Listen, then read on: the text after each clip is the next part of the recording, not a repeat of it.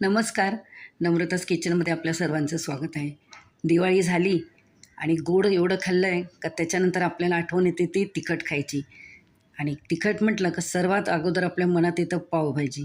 तर आज मी तिखट मस्त चमचमीत पावभाजीच बनवत आहे.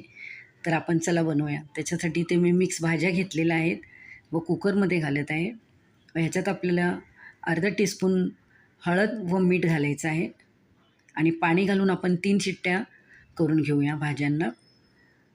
आणि तुम्हाला हवं त्या भाज्या तुम्ही घेऊ शकता. वाटाणा, फ्लावर आणि बटाटा तर असतोच मेन ह्याच्यात. मग मी ह्याच्यात गाजर घातलेली आहे आणि थोडेसे बीन्स घातलेले आहे आणि बीट घातलेलं आहे. आता इथं आपण एक मसाला तयार करूया. त्याच्यात मी लसूण, आलं, जिरं आणि काश्मीरी मिरचीची पावडर घेतलेली आहे. ह्याच्यात थोडंसं पाणी घालून आपण थोडंसं घट्ट असं पेस्ट करून घेऊया. तुम्ही या प्रकारे पावभाजी बनवून बघा. फारच एकदम स्ट्रीट स्टाईल जो टेस्ट असतो तोच टेस्ट येतो पावभाजीला. आता ही भाजी शिजलेली आहे. आपण ह्याला चांगलं स्मॅशरनी स्मॅश करून घेऊया. इथे मी कढई ठेवलेली आहे गरम करायला. त्याच्यात मी तेल घातलेलं आहे आणि 1 टेबलस्पून घालत आहे बटर. आता बटर तर पाहिजेच पावभाजीमध्ये. आता आपण ह्याच्यात कांदे घालूया. मी 2 कांदे घेतलेले आहेत चिरून, ते घालायचे ह्याच्यात. कांदा आपल्याला एकदम ब्राऊन असा नाही करायचा आहे, पण त्याचा कच्चेपणा घालवायचा आहे आणि स्लो गॅसवरच सर्व करायचं आहे आपल्याला.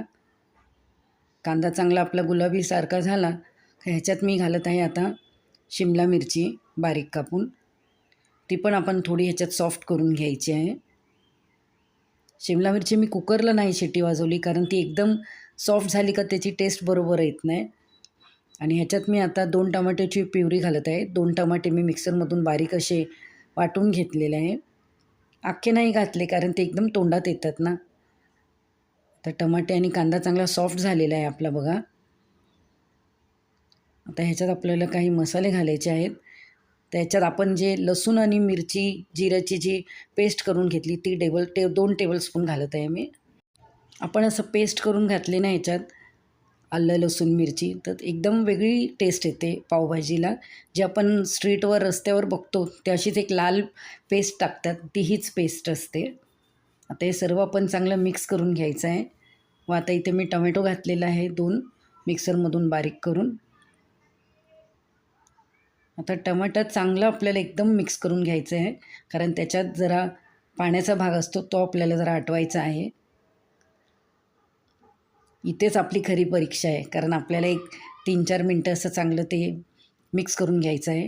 आता ह्याच्यात मी घातलेलं आहे 1 टेबलस्पून भरून धणेपूड आणि ह्याच्यात अर्धा टेबलस्पून घातलेलं आहे मी जिरे पावडर.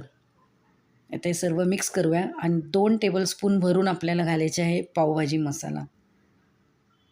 आता हे सर्व चांगलं मिक्स करूया आणि स्लो गॅसवर छानपैकी एकदम शिजवून घेऊया. हा टेबलस्पून मी वापरलेला, त्याचं माप दाखवायला मी तुम्हाला टेबलस्पून दाखवलेला आहे. मीठ घालूया ह्याच्यात.